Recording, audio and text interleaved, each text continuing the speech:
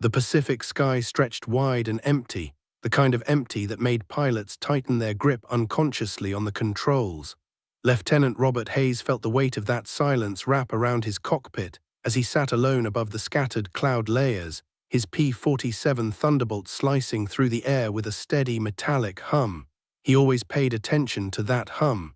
It told him everything he needed to know long before the gauges ever did. Out here, over the Solomon Islands, the engine was more than machinery. It was his anchor to life. The morning sun glinted off the wings, the air trembling in heat waves near the exhaust stacks. The cockpit smelled of oil sweat and the faint metallic bite of oxygen from the mask resting awkwardly against the bridge of his nose. Hayes shifted once in his seat, not from nervousness, but from that familiar tension he always felt before the enemy appeared. He didn't trust quiet skies, not in this theater, not on escort missions. Silence was never a promise of safety, it was a warning. Down below, the bomber formation droned along in neat clusters, maintaining the rigid geometry that kept them alive. Hayes watched them from above, covering their path through a sky that had killed thousands before him. He had flown enough missions to recognize the subtle tension that crept through every bomber crew. Even from far above, he could sense their unease. They were waiting for the same thing he was. And then it arrived. A short, clipped message crackled through his headset.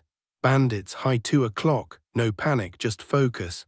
Hayes turned his head, eyes narrowing inside the goggles. Through the brightness of the sun, he saw them, thin, elegant silhouettes gliding effortlessly into position.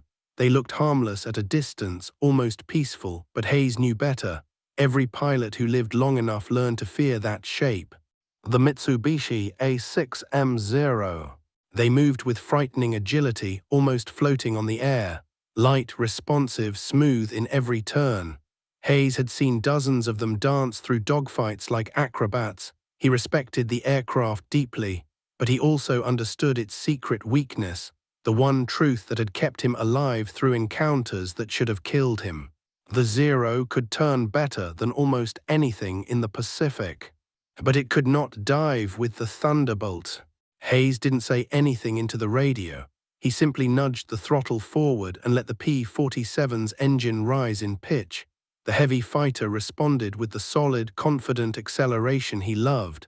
The Zeros began to spread out, forming a descending arc designed to collapse onto the bombers like a closing fist.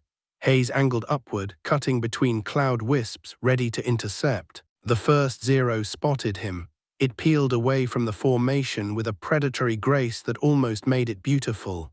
Hayes watched it come in, the nose dipping slightly, the wings rocking just enough to signal aggression. The attack would be fast, clean, precise. He didn't wait. He pushed his stick forward so sharply that his harness dug into his shoulders. The Thunderbolt fell into a vertical plunge. The altimeter whirled downward as gravity pulled the aircraft into a screaming drop. Hayes could feel the first hint of wind shear tug at the control surfaces. The engine's roar turned into a deep vibration that shook his chest. Behind him, the Zero followed. Hayes didn't need to look, he could sense it. The faint whine of its engine grew louder as the Japanese pilot committed fully to the chase. Hayes kept the dive steep and smooth, resisting the instinct to jink or twist.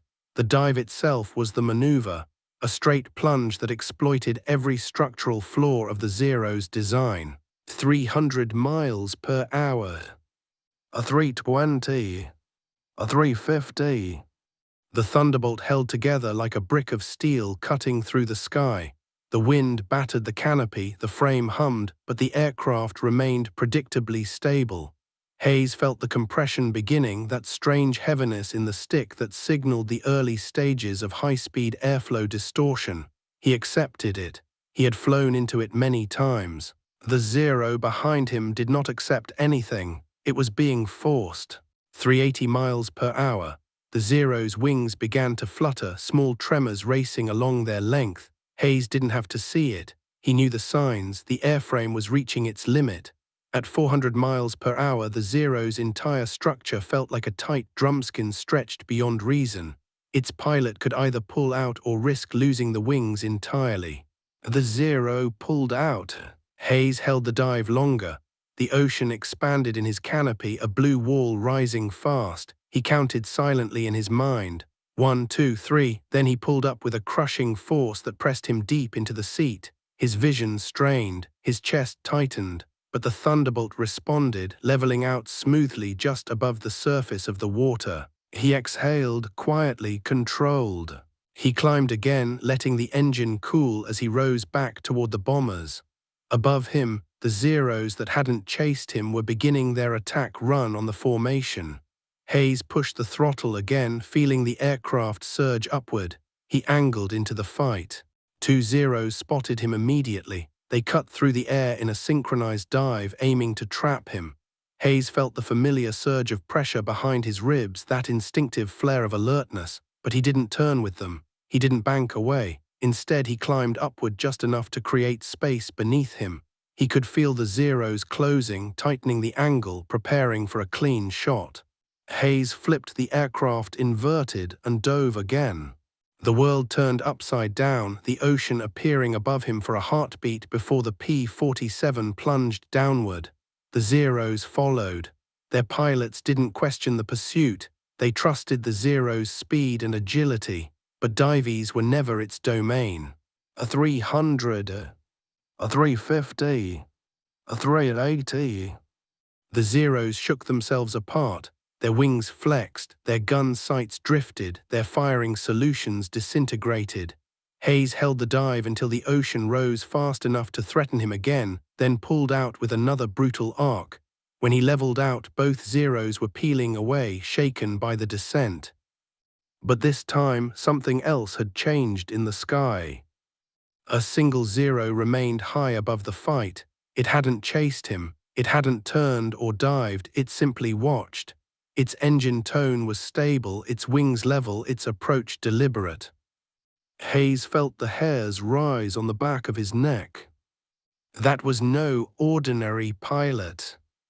The Zero began climbing. Hayes climbed too because he had no choice. He needed altitude to use the dive again, but the Zero climbed more easily. The difference was slowly, painfully clear. At high altitudes, the Thunderbolt lost responsiveness, its heavy frame struggling in the thin air. The Zero, built like a feather with an engine, rose like it belonged there. Hayes pushed as far as he dared, 25,000 feet, 26, 27, the air thinned to the point where each breath felt like pulling cold glass into his lungs. Frost crept along the edges of the canopy. The Japanese ace closed the distance behind him. Hayes held his course, relying on predictability to draw the enemy in. The ace would wait until Hayes began his dive, then drop through the sky behind him, timing the attack to strike the moment Hayes leveled off. The window where Hayes was most vulnerable. The ace didn't want to force him into a dive. He wanted to kill him inside it. Hayes waited for the faint shift in pressure behind him, that subtle moment when the dive began. The instant he felt it, he inverted again. Smooth, controlled, he didn't hesitate. The nose dropped, the Thunderbolt fell. The ace followed.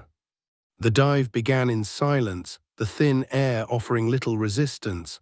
But as they fell through 26,000 feet, the air thickened and the aircraft accelerated harder.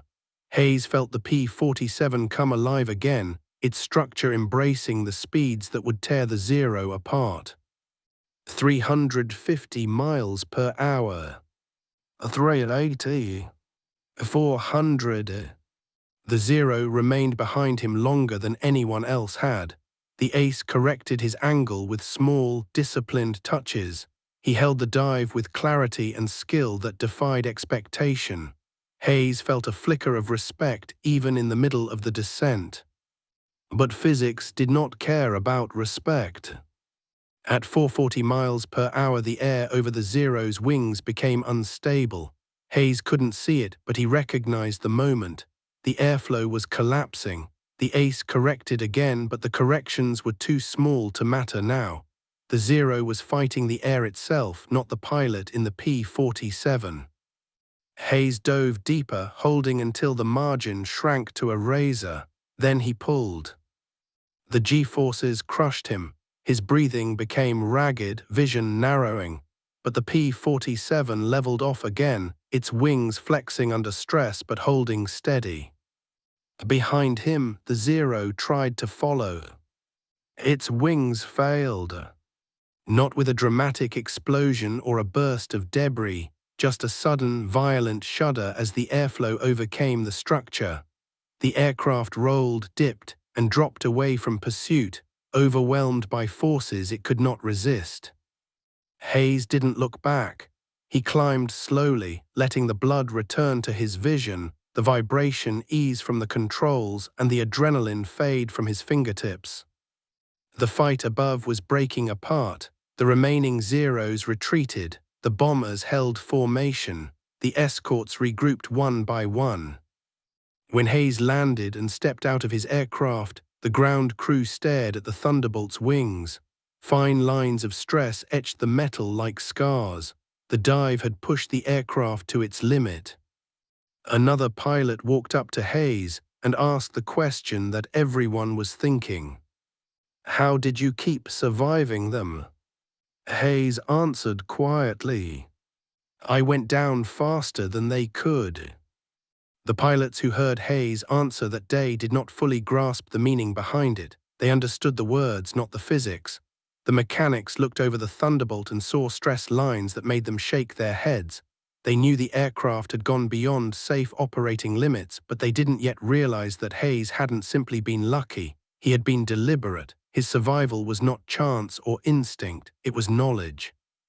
It was trust in his own aircraft, and trust in understanding what the Zero could not do. As the squadron settled back into the rhythms of the airfield, the story of Hayes' dive spread in small, quiet circles. Pilots repeated it in short sentences, ground crews in whispered commentary, intelligence officers in dry, analytical notes. But the man who had lived it said nothing more. Hayes wasn't the kind who lectured. He didn't boast about tactics or claim discoveries. He simply flew his next mission as he always did, with calm focus and an unspoken belief that survival came from knowing the strengths and weaknesses of machines better than the men chasing you. Days later, he was back in the air. A different mission, but the same tension, the same heavy sky, the same distant clouds that always seemed too thin to hide danger. The formation lifted from the coral runway, bombers rising first, escorts climbing into position above them. Hayes took his place among the P-47s, eyes already scanning the horizon for the familiar silhouettes that had nearly killed him repeatedly. The air smelled cleaner at altitude, but it carried the same warning. Somewhere out there, beyond the clouds and sunlight, pilots trained to kill were waiting. The flight was quiet for nearly an hour, too quiet. Hayes felt the familiar tightening in his stomach, that instinctive tension that came whenever something in the air felt off.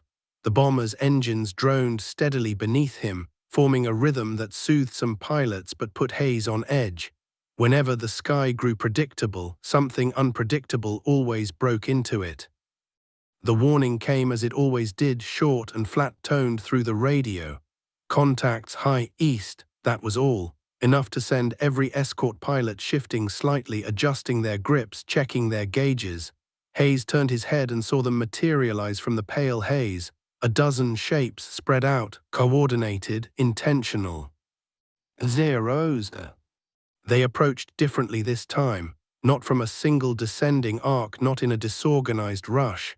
They came in layered groups, each one maintaining a disciplined spacing that Hayes rarely saw. Somebody on the Japanese side was thinking several moves ahead. Somebody had studied American responses and adapted. Hayes immediately began climbing, using the Thunderbolt's power to gain altitude before they were fully engaged. Other escorts followed. The bombers tightened their formation. The Zeros angled in, but instead of diving directly into the bombers as usual, the first group of 4 pulled upward, matching Hayes' altitude. The second group split into a wide bracket to cut off escape routes. The third remained above them all. Hayes recognized the pattern instantly. This wasn't a normal intercept. This was a layered attack designed to trap high-cover fighters first, then collapse onto the bombers when their escorts were depleted or separated. It was something the Japanese rarely attempted this early in the war. That meant someone new was leading them. The first 4 Zeros leveled out above Hayes. He saw the sunlight glint off their canopies. They came on smoothly, no sudden dives, no erratic maneuvers. It felt calculated, almost patient. Hayes steadied his breathing. He raised his nose slightly and allowed the gap to close. The Zeros adjusted, sliding into positions that tightened their net around him. They weren't rushing. They were waiting for him to make the first move. He didn't. The air filled with tension. The Zeros crept forward. Hayes watched them without blinking. He was not going to be drawn into a turn fight. He was not going to climb higher than he should. And he wasn't going to fire first. Second by second, the formation tightened. Then 1 Zero twitched. Just a small nose dip, not enough to commit, but enough to signal intent. Hayes saw it. In that moment he knew the entire group was about to surge. He had no time to warn the others. He didn't need to. He trusted they'd see it too. But this part wasn't about the others. This part was about him. The Zeros attacked. They came in fast, wings glinting, guns flashing sunlight. Hayes shoved his throttle forward and pitched upward for a split second, just enough to draw the lead Zero into a slightly high angle. Then he inverted cleanly, rolled over, and dropped into the only space where the trap couldn't follow. Straight down. Gravity grabbed the Thunderbolt and pulled it violently toward the ocean. The dive hit him like a hammer. His body pressed hard into the straps. The cockpit vibrated. The noise built into the familiar roar that lived somewhere between sound and force. But this time, the Zeros did not peel off early. They stayed with him. The first one dove sharply, holding the angle with a precision Hayes hadn't expected. The second fell behind it, then the third, their silhouettes stacking into a vertical column of predators determined not to lose their prey as easily as before. Hayes felt the difference. These pilots were committed. They had studied the escape dive. They were prepared to push their aircraft farther than comfort allowed. 350 miles per hour. 380. 400. Hayes kept the stick steady. He felt the Thunderbolt plunge faster, almost eagerly. The wings flexed but held. He kept the dive tight, clean, straight. This had to be perfect. A single jink at this speed could tear the aircraft apart. Behind him, the first Zero began shaking. The second held a moment longer. The third wavered. 420. 440. Hayes sensed the compressibility growing in the stick. The air thickened beneath the wings, invisible and violent. His vision wavered from vibration. The throttle felt like a stiff lever locked in place. He held the dive. The first Zero broke off. The second began to drift. The third held, unbelievably holding, the pilot pushing the aircraft into a region it was never meant to enter. Hayes respected that kind of nerve. Even in combat, even with death only seconds away, he understood what that meant for a pilot to force a machine that deep into danger. But respect did not rewrite physics. The Zero's wings trembled again. A harsher vibration ripped down the length of its frame. The slightest angle shift broke its firing line. Hayes didn't hesitate. He counted a single beat in his mind. Then he pulled. The G-forces hit him hard. His blood struggled to reach his brain. His field of vision shrank into a grey veil. The P-47 groaned but obeyed. The horizon swung. The ocean rushed upward, then sideways, then stabilized as the aircraft leveled out. Behind him, the Zero tried to follow. Hayes didn't see it. He didn't need to. He knew the outcome. The aircraft folded into an uncontrolled roll, its structure unable to withstand the force of the pullout. Hayes climbed again, slower this time, letting the blood return to his vision. He scanned the sky. The layered Zero attack was collapsing, its discipline broken. Without the ace who had orchestrated it, the remaining fighters reverted to their usual instincts, aggressive, chaotic, and predictable. American escorts pushed them back. The bombers continued onward, shaken but intact. Hayes didn't speak on the radio. He flew his position. He breathed steadily. He kept the Thunderbolt moving with its heavy, unwavering authority. Hours later, when he landed, the ground crew saw the stress markings again. One mechanic traced a finger along the faint ripple in the wing's skin and muttered, "That's the kind of thing you only see once." Hayes simply nodded and walked away. The dive had saved him again. And it was starting to become more than a personal tactic. Word of the maneuver spread beyond his squadron. Other pilots began testing it, some cautiously, some desperately. Many survived because of it. What had once looked suicidal now looked like understanding, a mastery of what separated the American machines from the Japanese ones. But Hayes never felt invincible. He knew that luck and physics often danced too close together. He knew every dive carried risk, and he knew the enemy was learning. Days passed, missions changed, but the pattern of attack grew clearer. The Japanese command had realized something too. They understood that certain American pilots, certain Thunderbolts, escaped through vertical dives, and they were beginning to adapt. On a humid morning, with storms forming to the west, Hayes flew yet another escort. The air felt heavy and swollen with moisture. The thick clouds made visibility unpredictable. The formation climbed through soft turbulence, the P-47's wings slicing through layers of damp air. Hayes could feel the engines struggling slightly against the weight of the humidity. When they broke through the cloud layer, the world above was sharp and blinding. Sunlight scattered across the wing surfaces. The air temperature dropped fast. The sky seemed peaceful, deceptively peaceful. Then the radio spoke again. Contacts multiple, closing fast. Not above this time. Below.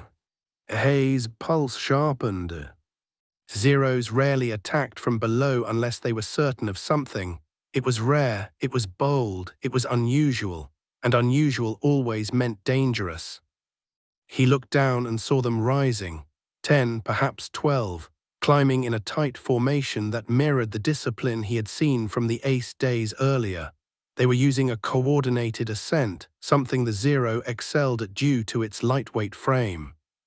Hayes tilted his nose down slightly, ready to intercept. But something felt wrong. The Zeros were not aiming for the bombers. They were forming a trap for him. They had studied him. They had prepared specifically for him. And this time they were not chasing a Thunderbolt. They were hunting a pilot. Hayes inhaled deeply and steadied his grip on the control stick. Every instinct in him sharpened. The enemy was no longer treating him as a random escort. They were treating him as a threat that needed to be eliminated first. He had become the primary target. And this next dive, this next vertical drop, might be the one where everything he knew, everything he trusted, everything he had done to survive, would finally be tested past its limits. Hayes had never seen Zeros climb this way. They weren't scattered, they weren't improvising, and they weren't rushing into a dogfight. They were forming a deliberate, synchronized assault built around one unmistakable fact. They knew exactly who they were hunting. The precision of the climb, the way they spaced themselves, the careful way they avoided committing too early, none of this was normal Zero behavior. These pilots had been briefed. They had been told about the American fighter who escaped every pursuit. They had been shown how he did it, and they had come prepared. He watched them ascend in a tight, disciplined block, like a moving wall of white, sunlit wings rising through the air. They weren't trying to outrun the P-47. They were trying to deny it the one thing it needed most. Altitude. Hayes understood instantly. If they reached him before he had enough height to perform the full vertical dive, they could neutralize his only advantage. They were trying to force him into a turning fight. They wanted him horizontal where the Zero excelled. They wanted him level where his heavy Thunderbolt would bleed energy and become predictable. He pushed his throttle forward and began climbing with everything the engine could give, but the P-47 felt heavy, burdened by the moisture thickening the air. The Zeros rose cleaner, lighter, faster. He climbed anyway. There was no other choice. 20,000 feet. 22,000. 24. The Zeros kept coming, closing the distance not recklessly but with frightening organization. They held formation as if they were part of a single machine, each pilot adjusting only slightly to maintain the perfect angle. Hayes tightened his jaw. They were forcing him into a narrow vertical corridor where every decision, every angle, every second mattered.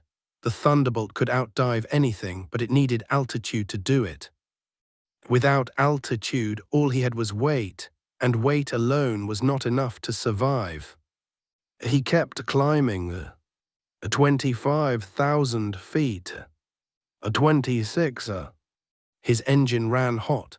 The needle crept uncomfortably close to the red. The climb rate slowed. The air thinned so sharply that every breath through the mask felt like inhaling through a narrow tube. Sweat formed along the inner lip of his oxygen seal, cold and metallic. His hands tightened around the control stick. He didn't dare look back at the Zeros. He didn't need to. He could sense them in the pressure of the air behind him, in the faint shimmer at the edge of his canopy glass. Then the first Zero made its move. Not a full attack, just a small tilt of the nose, a signal to the others. The entire formation reacted in perfect unison. 6 Zeros broke left, 4 broke right, forming 2 sweeping arcs that curved upward around him. They weren't climbing to shoot. They were climbing to trap him in the airspace between them. If he dove now, they would collapse inward, cutting off his escape path.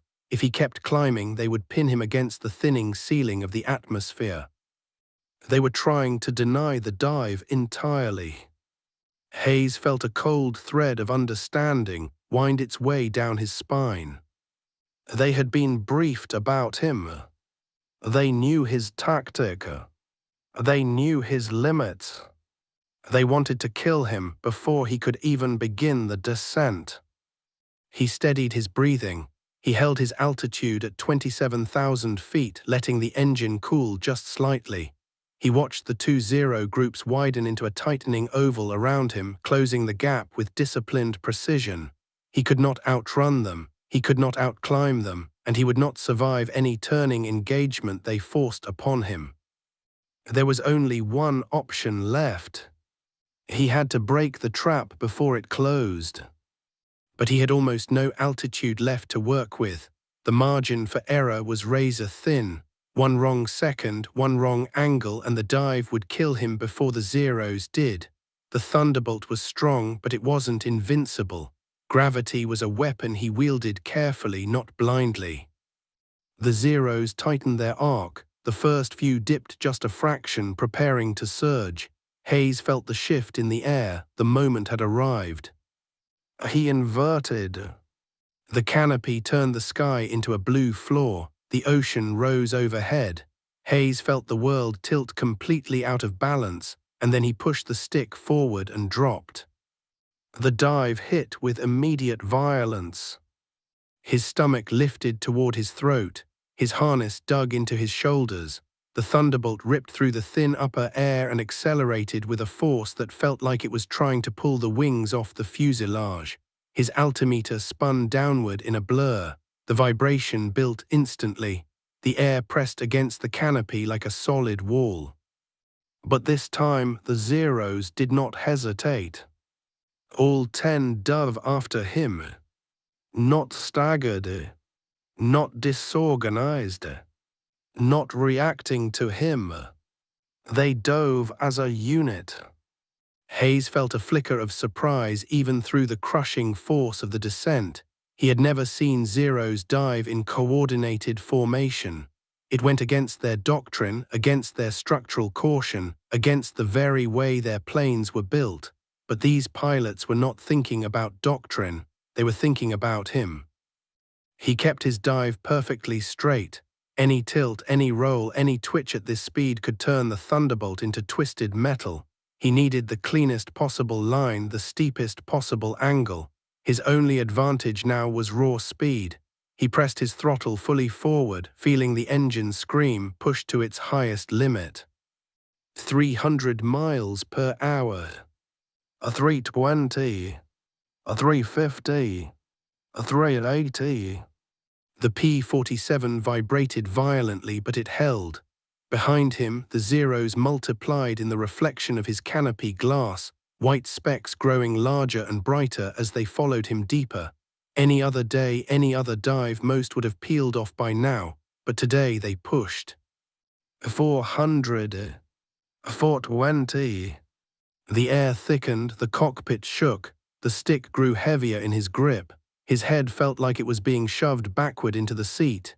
His breath came in short, sharp pulls through the oxygen mask. The Zeros were still behind him.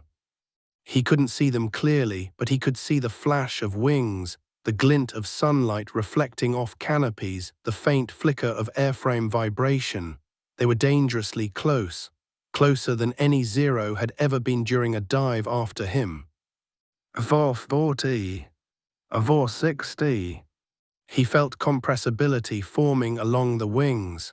The P shuddered on the edge of losing control authority. He forced his breathing into a steady rhythm, fighting the tunnel vision creeping into the edges of his sight. Behind him, the Zeros entered a region of air no Zero was meant to touch. The first began to shake violently. A tremor passed along its wings. It peeled away. The second drifted out of alignment, its nose wobbling as the airflow tore at its control surfaces. It peeled away too. The third held harder, longer, the pilot inside clearly willing to risk everything to make the shot. But the air did not care about willpower. The fourth shuddered, rolled slightly, kicked sideways. The fifth wavered, its tail shaking. One by one, the formation broke apart, their neat geometry fragmented under forces their aircraft could not control. Two Zeros tried to correct with small, desperate adjustments, but at this speed, control surfaces were nearly ineffective. Every attempt to realign only destabilized them further. Hayes kept diving. 480. 490. The ocean was rising fast. He had held the dive longer than he ever had before, longer than was safe, longer than anyone would ever call reasonable. He had to. The trap they built above him required it. If he pulled too soon, the remaining Zeros would have regained enough control to strike him during the recovery arc. He waited until the ocean blurred into a blue smear across the canopy. Then he pulled. The G-forces hit like a blow to the chest. His vision collapsed inward, the edges turned grey. A deep, crushing pressure filled his entire body. His breath became a forced, involuntary grunt. The Thunderbolt groaned, its wings flexed. The frame vibrated with the sound of metal resisting destruction. But it held. The nose came up, slowly, painfully, inch by inch. His consciousness flickered, wavering in the haze of enormous gravitational strain. He forced air into his lungs, forced his eyes open, forced the aircraft into level flight. The ocean leveled into a flat blue sheet beneath him. He had pulled out. Barely. Behind him, the last Zero attempted the same pullout. Hayes didn't see it, but he felt it. The air told him, the pressure told him, the lack of gunfire told him. The Zero's wings could not handle the pull. It entered a sharp, uncontrollable roll, the tail snapping sideways as stress overcame structure. The aircraft dropped out of the dive like a wounded bird falling through the air. Hayes didn't turn to watch, he couldn't. He was barely conscious, his blood still fighting to return fully to his brain. His arms trembled, his legs tingled. His breathing sounded loud in his headset, each inhale strained. He eased the throttle back, letting the engine cool, letting the vibrations settle. His eyes refocused slowly. The world stopped tilting. The noise in his ears faded from a roar to a rumble. He climbed. Gradually, carefully, not for combat, not for pursuit, just for survival. The humid air thickened around him as he rose to a safer altitude. The sky above was strangely empty. The zero formation had disintegrated. The pilots who had climbed so